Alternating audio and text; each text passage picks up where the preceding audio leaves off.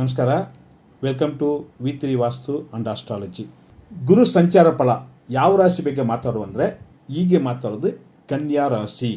2026ರಲ್ಲಿ ಈ ಗುರುಗ್ರಹ ಸಂಚಾರ ಯಾವಾಗ ಆಗಿದೆ ಹೇಳಿದ್ರೆ ಜೂನ್ ತಿಂಗಳು 2ನೇ ತಾರೀಕು.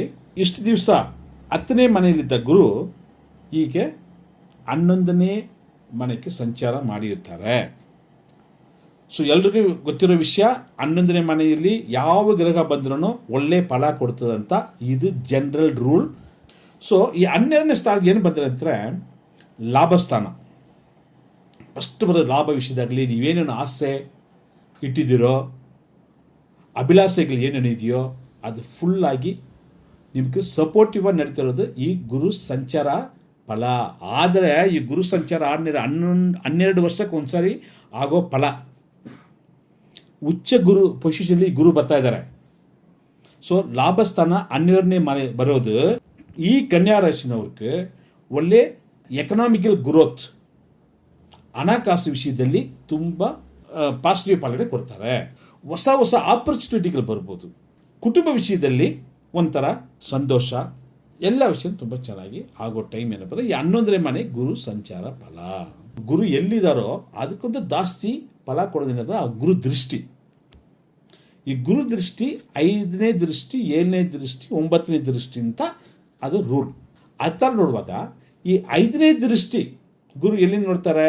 ಕರ್ಕಾಟಕ ರಾಶಿನ 5ನೇ ದೃಷ್ಟಿ ನೋಡುವಾಗ ಈ 3ನೇ ಮನೆ ಸ್ಥಾನಕ್ಕಾದರೆ ವೃಶ್ಚಿಕ ರಾಶಿಗೆ ದೃಷ್ಟಿ ಬೀಳ್ತದೆ. ಅದೇ ಥರ ಮಕರ ರಾಶಿನವ್ರಿಗೆ ಈ 5ನೇ ದೃಷ್ಟಿ ಬೀಳ್ತಾ ಇದೆಯೇ. 9ನೇ ದೃಷ್ಟಿಯಾಗಿ ಈ ಕನ್ಯಾ ರಾಶಿಗೆ 7ನೇ ಸ್ಥಾನವಾದ ಕಲತರ ಸ್ಥಾನವಾದ ಮೀನ ರಾಶಿಗೆ ಈ ಗುರು ದೃಷ್ಟಿ ಇರುತ್ತದೆ.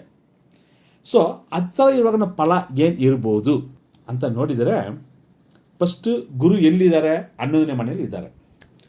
11ನೇ ಮನೆ ಇರೋದು ನೀವು ಏನೇನು ಎಕ್ಸ್ಪೆಕ್ಟ್, ಯಾವ ದಾರಿಯಲ್ಲಿ ನೀವು ದುಡ್ಡು ಬರಬೇಕಂತ ಕಾಯ್ತಾ ಇದ್ದೀರೋ, ಯಾವ ವಿಷಯದಲ್ಲಿ ಎಕ್ಸ್ಪೆಕ್ಟ್ ಮಾಡ್ದಿರೋ ಆ ವಿಷಯದಲ್ಲಿ ಹಣಕಾಸು ವಿಷಯಕ್ಕೆ ಒಳ್ಳೆ ಜಾಕ್ಪಾಟ್ ಫಲ.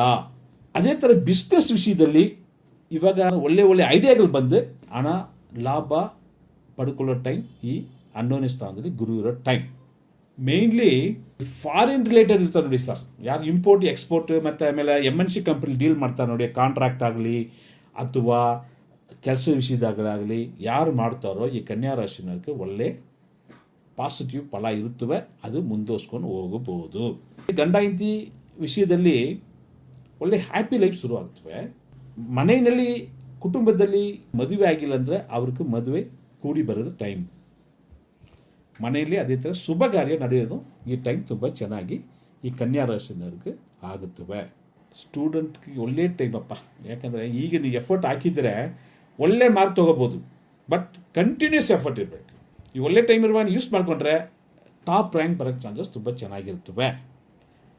ಅದೇ ಥರ ಹೆಲ್ತ್ ವಿಷಯದಲ್ಲಿ ಸ್ವಲ್ಪ ನೋಡ್ಕೋಬೇಕಾಗ್ತದೆ.